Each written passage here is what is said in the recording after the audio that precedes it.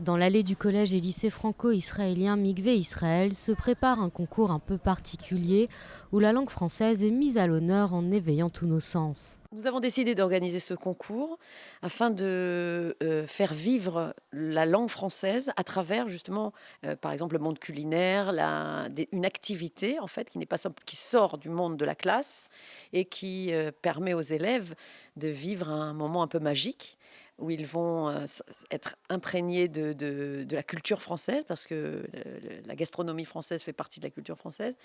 Le concours du petit pâtissier existe depuis 3 ans et regroupe des adolescents français et israéliens. Je voulais réellement en fin d'année, enfin après cette période du corona, essayer de faire un maximum d'activités qui permettent aux deux filières d'être en synergie, que les enfants puissent être en immersion, que l'un prenne la langue de l'autre, la culture de l'autre. Le lycée franco-israélien a justement la colonne vertébrale, c'est vraiment la promotion de la langue française. Et sur le parvis, 11 élèves venant des 4 coins d'Israël qui s'attellent à monter leur préparation et ont tous une passion commune, le goût de la culture française. Alors moi, j'ai décidé de cuisiner un Saint-Honoré. C'est très parisien et tu le vois toujours dans des pâtisseries et ça a l'air très attirant. Alors je voulais essayer de recréer ça ici en Israël. C'était beaucoup de travail.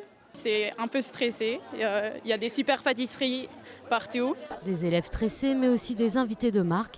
Asaf Granit a tout spécialement fait le déplacement pour encourager ses pâtissiers en herbe.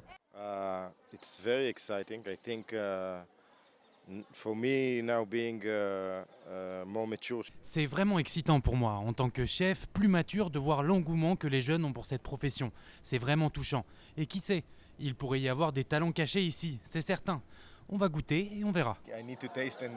Et c'est parti, place à la dégustation. 11 gâteaux aux saveurs différentes mais à l'origine commune, le raffinement des pâtisseries à la française. J'ai vu bien sûr une capacité technique à faire un gâteau, mais j'ai vu une envie de faire de la pâtisserie, vraiment quelque chose qui les attirait. Le jury a l'air d'apprécier et après de sérieuses délibérations, place au verdict. On est vraiment excités, on n'arrive pas à y croire. On a choisi la charlotte aux fraises parce que c'est un gâteau qui n'est pas commun. C'est un gâteau français pour faire quelque chose de surprenant. Surprenant à la française. Une chose est sûre, la relève a l'air d'être assurée et même de l'autre côté de la Méditerranée, la culture française n'est pas prête de se perdre.